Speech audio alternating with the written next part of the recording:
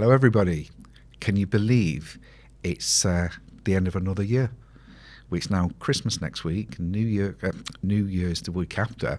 I was going to have a live show next week, but the wusses that I work with think, I'm going out with my family for Christmas Eve dinner. And I thought, oh okay. So this is the last show until we're back after the festivities. So I thought I'd introduce you to some old jokes, because I've been told I don't tell enough jokes. So I thought I'd go with a Jewish joke about Jewish foreplay. What is it? Well, it's basically 4 hours of begging. I'm sure you'd have to be Jewish to appreciate that one. Hayden, can you click the applause button, please? I feel I need some applause for that one. Another one. Two non-Jewish businessmen met in the street, and one says to the other, "How's business?" And they said, "It's fine." Yeah, okay, I think you've got to be Jewish to understand that one, but there we go. Having a look at the news this week, you might remember that in a previous podcast, I mentioned that the bounce back loans were a really good idea, and I don't understand why the government don't take it on as a permanent thing. I mean, it's great. Can you imagine, for your business, you've got an instant facility for enabling deals and basically running the business, not for borrowing money to get out of debt or pay expenses, just for deals. Well, it seems that what's his name, Rishi has reacted. Do you like that? See what I did there? And it looks like after Christmas, after the New Year, with the bringing in the bounce back loan under another name, that's going to be more permanent. So there's a good thing, that all of a sudden your businesses will be able to have instant finance. And if you don't qualify, maybe talk to me, because I have lots of investors that are always looking to lend on deal finance. Now, deal finance is different to I need an overdraft because I've not got the wages, or I need to pay my mortgage. Deal finance is a deal's come up, I need the money to process it, and I can pay it back next week or next month or something like that. So I do have people for that. And another interesting point in the news today, furlough's been extended to April. So I don't know if that's good news. I don't know if it's bad news. I don't know if it means that the government think that this lockdown is going to go on a little bit longer, but it's there anyway. So I've just got some notes I'm looking at, because I do research some of this. And another thing in the news as well was in regard to cinemas. And I believe a few cinemas have been closing down or saying that they won't be able to exist anymore because the certain filmmakers, Netflix, whatever, are releasing their films straight on their own channels and bypassing the cinema. And it's like, oh, what a shame. But I'm not so sure that that's the real story. I think that if a business doesn't give the proper service to people, if they don't sort of give value to their customers, then what do you expect to happen? And I've always been one that's I've enjoyed the cinema. And in fact, sometimes I used to take the kids to the cinema, and we used to come out and think, right, what do we do now? And we've gone back in and watched another film. But if the when you work out what it can cost, it's, what is it, £10-12 a ticket. Two, if you go, you're talking £20-25, and then you've got the sweet counter, and the popcorn. You can go to the cinema with two kids, and it starts costing you £60, and I think that's just ridiculous. So I think cinemas need to get their act together, and they can blame COVID as much as they want, but they're just not offering any real value at all. So I think a lot of businesses at the moment have been blaming COVID for closing down, or the effect it has in business, and that might be true. There might be an element of truth to that, but I think the bigger picture is that if nothing else, take it as a wake-up call. So I don't upset too many people, but take it as a wake-up call that you need to package the businesses better and give the clients what they're looking for. And I think this is something we're going to talk about a little bit more in this conversation. So a while ago, a few years ago, I was a bit poorly, and I was in bed for a while, not because I wanted to be, and I was bored, and there's nothing on telly, and I read this book, and it was about a gentleman called Muhammad Yunus, and he became a little bit of a hero of mine. And he was basically a Bangladeshi professor who set up the Grameen Bank because he went walking one day into some very poor areas in Bangladesh, and he saw some very poor people trying to run businesses and set up businesses, and he was very touched with the way they struggled to pay loan sharks incredible amounts of money back and were really not getting anywhere. So he established this idea of credit unions where he would lend to the poorer people to help them set businesses up and help them to look after their families. Interestingly, at first he only lent to women because he felt that if you give money to women, it goes on the family. If you give it to men, perhaps not as much. So but it was a very poor country, and it was a very brave thing to do, and it did help quite a few businesses. And this sort of brings me to my next point, and please don't feel bad about it, but we live in a very, very wealthy country. And in fact, it might surprise you to know that if your household, that's not just one person, but if your household has more than roughly £30,000 a year coming in, you're actually in the wealthiest top 10% in the world. And and I think in England we're in a bit of a bubble because we don't realise how poor some countries are and how much they struggle. I believe if you've got more than £3,000 in your bank account, you're better off than 50% of the rest of the world. It doesn't seem believable because life is not always easy in England, but we're comparing things in a different way, and this is really to make you realise that England's quite a good country for making money in, for progressing your business in, and if your business isn't really working that well, then we've sort of got to ask, why is your business not working that well? And I'm not trying to say that it's down to something that you're doing wrong or not doing at all, but deep down, I sort of believe that because there's too much out there where people strive to put a bowl of rice on the table, and we've got the governments giving us furlough, business grants, everything else, and we've got the internet. That what could be a better trading device than the internet? COVID's not the cause of a lot of the problems in businesses closing down. It's not adapting to the new world. That's the purpose of this sermon tonight. Before I came online, I did a bit of research because I'm thinking. I was thinking, how long do businesses actually survive? I mean, is there a cycle of businesses opening and closing? And I thought I got caught up in something else, and I got here. I made a little bit of a list, and what I've got are some of the oldest businesses in the world. So we've got a list here. We've got one called the Kyunkan Inn in Japan. And that was founded in AD 705, and it's still running today. It's an inn. It's 1,300 years old, and it's still running. And it's been owned by the same family. Can you imagine that? 1,300 years of the same business. I mean, I've had my business for over 30 years. I'm fed up of it now. Then there's another one called Stiftkeller in St. Peter, Austria, and that was founded more than 1,200 years ago, and it's actually Europe's oldest restaurant.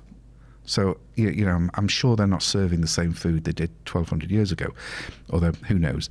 And then I'm sorry, forgive my German, Staffelterhof in Germany, and that's a winery founded in AD 862, and it's still run by the same family. It just amazes me, this. I don't know if anybody's ever been to Sean's Bar in Ireland, but that's the oldest pub in the world, allegedly, dating back to AD 900. I mean, a pub that's over 1,000 years old. There's one here called Marinelli Bell Foundry in Italy, and that's started around AD 1000. So another one, 1,200 years old. No, it's not. Just over 1,000 years old. And the interesting, just while I'm on the subject of a bell foundry, don't forget to go to YouTube and subscribe and ring my bell so you get reminded to future podcasts. Then the last one that I've looked up is a company called the Angel and Royal Inn in England, and that's a pub, and it was formed in 1203. Can you imagine that? And it was actually a hostel for the Knights Templar. So, you know, if these guys can run businesses and let them survive for over 1,000 years and that type of thing, then, you know, I think we can get over this COVID blip. I really, really do. So let me just look at some notes I've made earlier, because I think we've got to start this brave new world with a plan. Now, I have an action plan of how to, you know, things to measure your business with and see what the weak points are. And all you've got to do is ask me for it, and you can have it. I'll even check it for you when you filled it in. But on the first list, I've got, don't be afraid to try something new. We've got to try new things, because these companies that are 1,000 years old, I'm sure they've not done the same thing for 1,000 years. I'm sure what worked 1,000 years ago doesn't work today. I know that things that worked 10 years ago are not working today. So like a storm is caused by atmospheric problems, and you know, and once things start settling down, the storm dissipates, has a good old scream, and then carries on. Same with business. We're in a world that is constantly changing, and it's hard to keep changing, but we've got to keep changing. We've got to embrace change. We've got to embrace technology. I mean, I could say that up to a year ago, we still had clients that didn't even have an email. I don't get it, but they didn't. And now we actually were phoning people up to help them set up an email account. And this is what we've got to do. We've got to embrace new technology, new ideas. Now, I'm not saying that if you've got a new idea, you should just jump into it. You can't just jump into things. You've got to sort of have an idea of what it is you're going to jump into. So test the market. If you want to launch a new product, which you need to be looking at, or new ways of launching a new product, or do something entirely different, test it in little ways. I mean, your customers will tell you what they want. They'll tell you whether they want to drop things off on the pavement and you pick them up. They'll tell you whether you want to deliver stuff. They'll tell you whether they want a courier. They'll tell you whether they want to come and eat in an outdoors restaurant. They'll tell you all of this.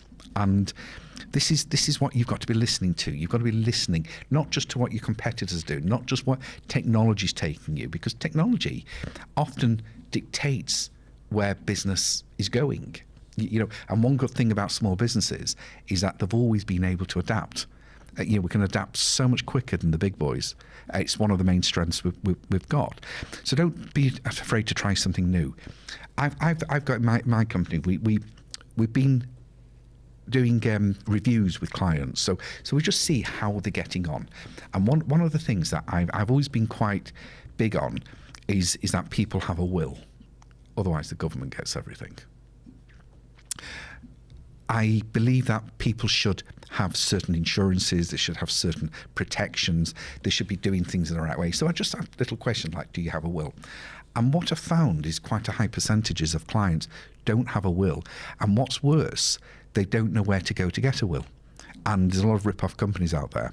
So I'm testing a scheme where I'm just training up some people now to use software that we can offer the will service. So I'm not looking at it as a particularly big profit center for us. I'm just looking at it of servicing what clients want, because I've discovered there's another thing we want. We're not will writers, we're not anything like that. But I know that I can offer that service at a lot cheaper than it can out there. It sounds like a pitch. This I'm giving you an idea of how ideas can work. We've discovered that clients need it, they want it delivered in a certain way, and if we can do it, great. If not, maybe you can get an agency for doing it. I'm not big on agencies, I like to do things myself. So then we're looking at stay in touch with people. You see, in these days, it's more important than ever to be online, and I've been saying that since day one. You want to go where your customers go, and your customers are online. Believe you me, they're online. The public seem to be a lot quicker at embracing online than small businesses, but you've got to go online. There's no question of it now. It's your only chance. If you're not online, you're not going to be able to communicate with anyone, and this is part of people's problems because they don't want to make the effort to go online. It's not just about putting a website up. You've got loads of channels to communicate with people. You've got LinkedIn, you've got what else have you got? You've got YouTube, as you've seen me doing. You've got Twitter. You've got Facebook. You've got loads, and it's a case of speaking to the right people and keeping in touch with them. It's not just a case of setting up a machine that sends an email out every day. I mean, we're embracing new people all the time, and this is part of what I'm trying to do.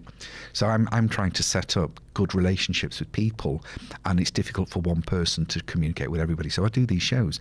In fact, an example of keeping in touch with people, embracing people, are some upcoming shows with clients where we can not only engage them in some sort of entertainment for everybody, but we can help them raise money and help them generally improve their businesses. So if you want to join us as a contestant on our Accounts Direct's version of Dragon's Den, send me an email and start registering, because we're starting this in the new year, and this is why we bought a load of new equipment. So you can do the same thing. If you want to talk about ideas, we've got a whole team of people here that can help you, and they will help you. So do get in touch about that. But you've certainly got to do more business online. Now, this is another thing. Doing more business online isn't just a case of putting out an advert for your product. It's putting stuff on Amazon, putting stuff on eBay, and relying on these types of facilities and platforms are eventually going to destroy your business. So what you've got to do is you've got to start building up a database, building up customers that value your product, keeping in touch with them, and making sure you've got the delivery arms without having to use too many third-party delivery people or couriers or that type of thing. If you're going to use a courier, use a courier, not a brand. So even though I've mentioned it before about Uber and Yahoo, all these food delivery places that are extending over to other industries, be wary about letting them take over your business and advertise under their name. So if you're going to use a courier, use a courier that is a courier working for you.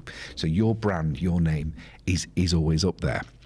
Now, it's also very, very important to collect data on your clients. Now, I'm not talking about anything sinister like big companies do, because you've got to be very wary about giving your data to big companies. Don't trust big companies. Don't trust the supermarkets. Don't trust all the major world companies. Trust in yourself and people you know. And there'll be another talk about that. If you want to talk privately about it, that's fine.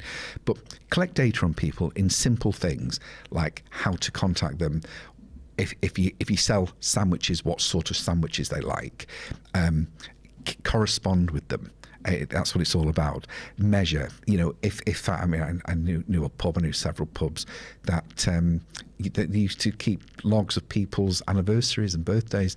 And in those days, they used to send a postcard saying, "Hey, it's your wife's birthday next week. Why don't you come here and have a glass of champagne on the house? Bring the family."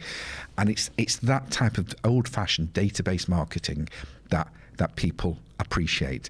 I mean, one thing to remember is that even though we've been through a horrendous time this year, one of the good things about I can't say one of the good things about COVID, but one of the good things about this situation is that something like 80% of people I was reading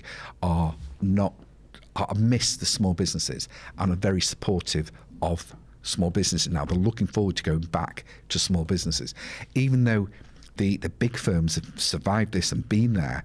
I think there's an inherent distrust of big firms, and I think we need to be taking advantage of that. And with this internet, with the online stuff, all of a sudden small businesses can compete with the big boys. It's a case of branding yourself. I mean, at the end of the day, if you've got a range of products online, and Tesco's have got a range of products online, and you can deliver within 24, 36 hours or whatever you say you can, and Tesco's can deliver like that, what difference does it make to the consumer whether they buy from Tesco's or you? So it's which brand they like. And as big as Tesco's and all these other big firms are, it's going to be just as easy to compete with on the basis of someone local that they know. So just bear all that in mind.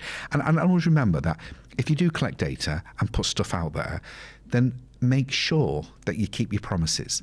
So if you say you can deliver in 24 hours and that's something that the customer wants, then make sure you deliver in 24 hours. Customers won't mind if you say, can't deliver in 24 hours, I can deliver in 48 hours. They won't mind as long as you tell them and keep to it. If they want something now, then okay, you can't compete with that yet, but just don't make out you can. Now, I've just mentioned, this is a big thing with me, that you need to build your brand. Now, what is a brand? It's difficult to say. Well, a brand is you. It's your staff, your team, the jokes you tell, the flavour of your company. It's you, your personality. And that's got mileage. It's your story. So become a storyteller. If you don't know what I mean, or you sort of know what I mean, but you don't know how to write your story, contact me. I'll get one of my journalists to speak to you and we'll put a story together for you. We'll even help you promote it through our media. We have fully kitted studios that you're welcome to take advantage of. So, but the telling a story is incredibly important, and it's what people buy into. Do you think that Ferrari sell Ferrari because it's such a fantastically wonderful car? They sell it because it's got a wonderful heritage and a wonderful story. And some of these firms are not even the biggest car dealers, but they stand out like wow. So your business, your little shop, your little bedroom operation, your pubs can, in this new world, can compete with the big boys and probably out-compete them, because they can only be generic, but you can be special.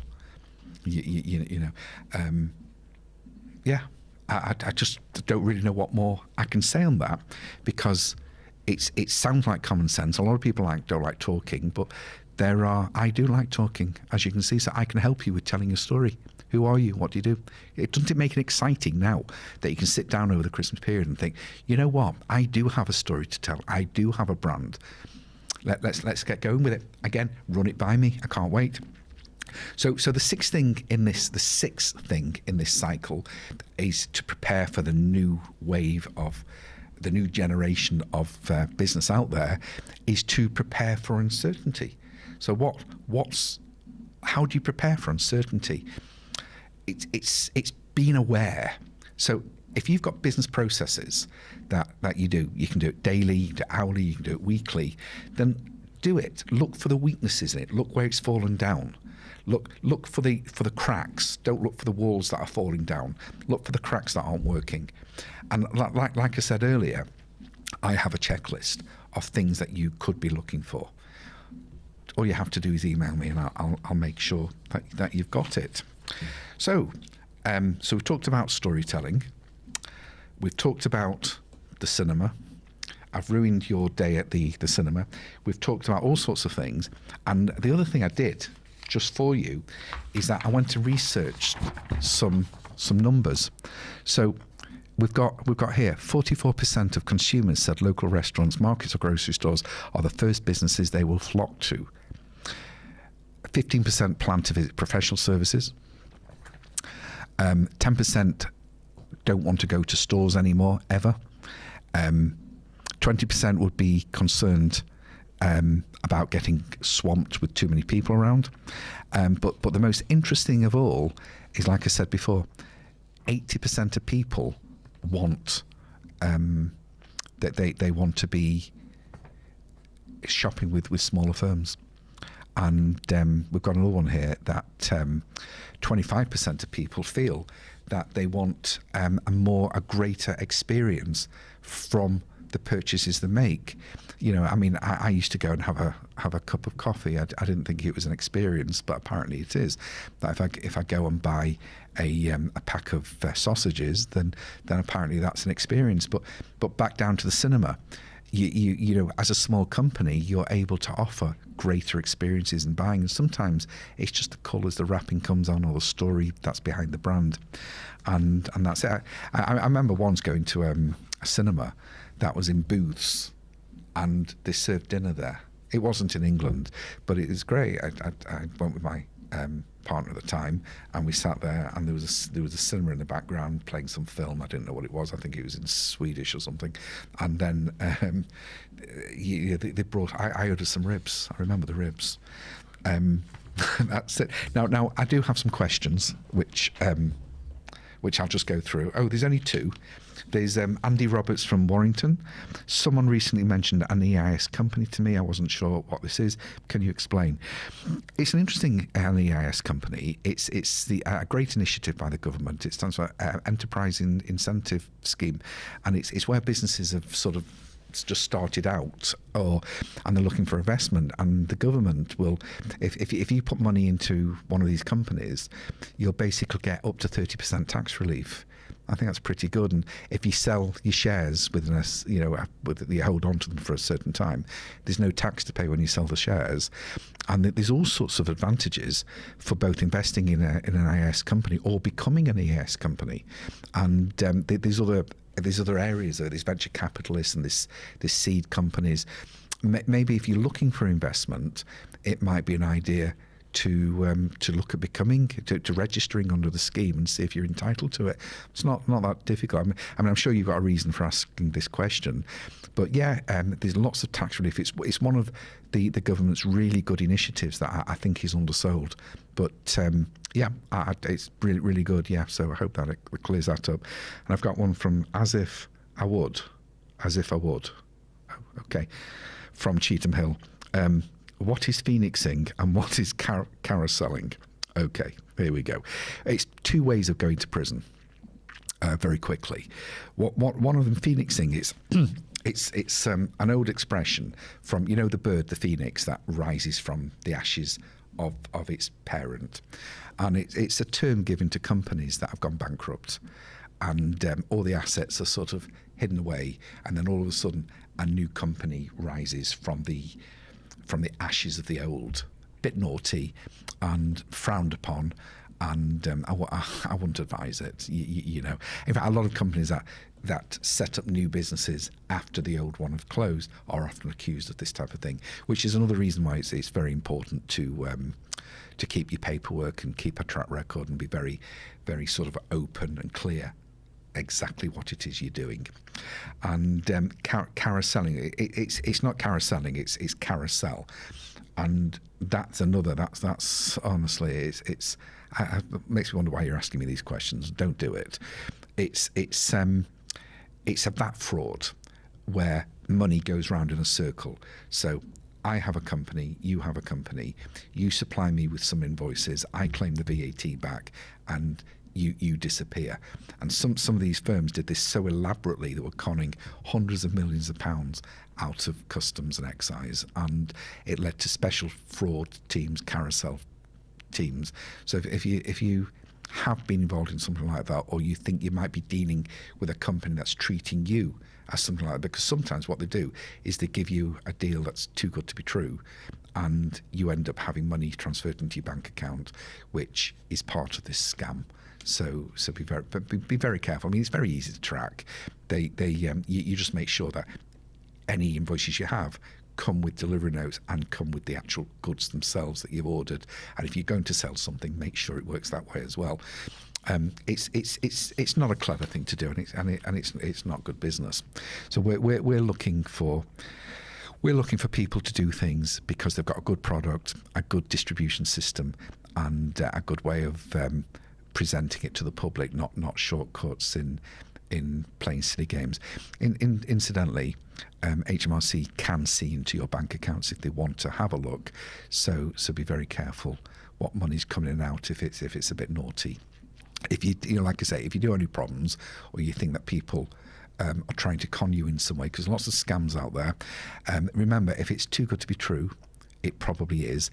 And HMRC's attitude, and it's not a bad one, think that if you could have known, then you should have known. And so this is another case of anti-money laundering, and we'll talk about this another time. But it looks like we're coming to the end of our final show of the year.